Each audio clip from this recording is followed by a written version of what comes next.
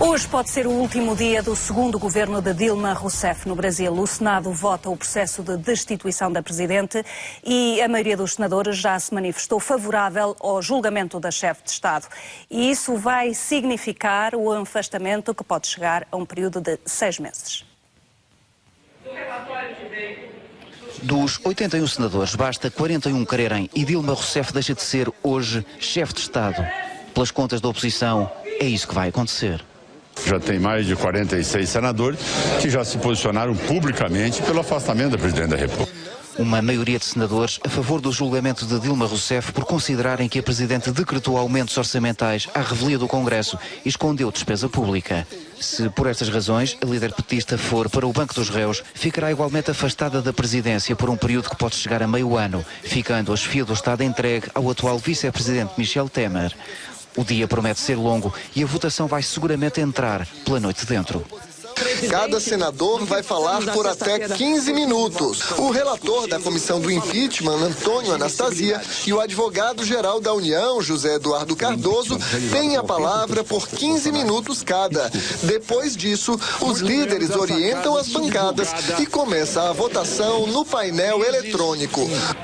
Muitas horas até um desfecho que as forças para o governo esperam ainda evitar. Depois desta terça-feira, a Advocacia-Geral da União ter interposto junto do Supremo Tribunal Federal uma providência cautelar para anular o envio do processo de destituição para o Senado, argumentando que o, entretanto, afastado Presidente da Câmara dos Deputados viciou o processo para benefício próprio. É correto que o presidente da Câmara ameace e chantageie um governo permanentemente no impulsionar do processo de impeachment e dizendo, olha, só continua. Isso é correto? A conclusão, pelo menos uma delas, é que 11 de maio de 2016 até poderá ditar o fim do governo de Dilma, mas não porá um ponto final na crise política brasileira. Entre os senadores que vão hoje decidir a vida política de Dilma Rousseff, 60% respondem a processos na Justiça. Os números são revelados pelo Atlas Político. Ex-governadores, ex-ministros e até um ex-presidente que conhece bem o que Dilma está a viver são agora senadores e têm nas mãos a vida política de Dilma Rousseff e do país. Mas há mais em comum entre eles, além do longo currículo político, 60% respondem a processos na Justiça. Quanto às acusações variam, mas as mais comuns são lavagem de dinheiro, crimes contra a ordem financeira, corrupção e crimes eleitorais. Comecemos por António Anastasia, o próprio relator da Comissão Especial que analisou o processo de destituição.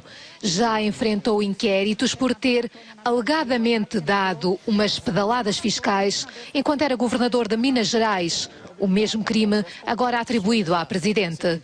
Outros nomes como Gleisi Hoffmann, Humberto Costa e Delcídio Amaral são alvos de inquéritos relacionados com a Operação Lava Jato, um gigante esquema de corrupção ligado à petrolífera estatal Petrobras.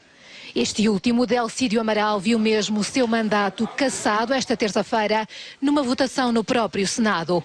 Em causa, a quebra de decoro parlamentar por tentar interferir na Operação Lava Jato.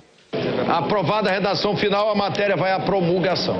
Quem fala é Renan Calheiros, presidente do Senado, também ele alvo de 9 inquéritos na Operação Lava Jato por lavagem de dinheiro e corrupção. E são mais, muitos mais, 49 dos 81 senadores, mais propriamente. São eles que têm nas mãos decidir se avança ou não o processo de destituição de Dilma, enquanto muitos brasileiros aguardam com expectativa se, tal como na Câmara dos Deputados, também no Senado haverá dedicatórias a Deus e à família. Por Deus, acima de todos, o meu voto é sim!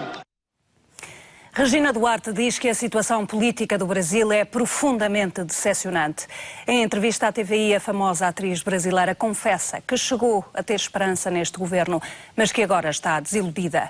Defende que os acontecimentos obrigam os cidadãos do Brasil a participar no futuro do país, tal como aconteceu na sua própria geração. É lamentável, é dolorido. Havia tanta esperança nesse governo e ele frustrou um país de uma forma muito agressiva, muito violenta. Então, é triste. Eu gostaria que o país vencesse democraticamente esse momento histórico importante, porque acho que o que está acontecendo lá é também fruto da falta de uma militância de oposição. A oposição se acomodou e deixou que os governos fizessem o que quisessem, sem cobrar, sem ficar. Então, acredito ser extremamente importante o país passar por essa dor, passar por esse momento de dificuldade, para poder aprender, cada cidadão aprender a cidadania, aprender que um bom governo não cai do céu, não cai do céu, um bom governo precisa ser conquistado, precisa da parceria da população. E eu acho que isso que o brasileiro hoje está aprendendo. Um homem apunhalou 4 pessoas no estado do Massachusetts, nos Estados Unidos. 2 das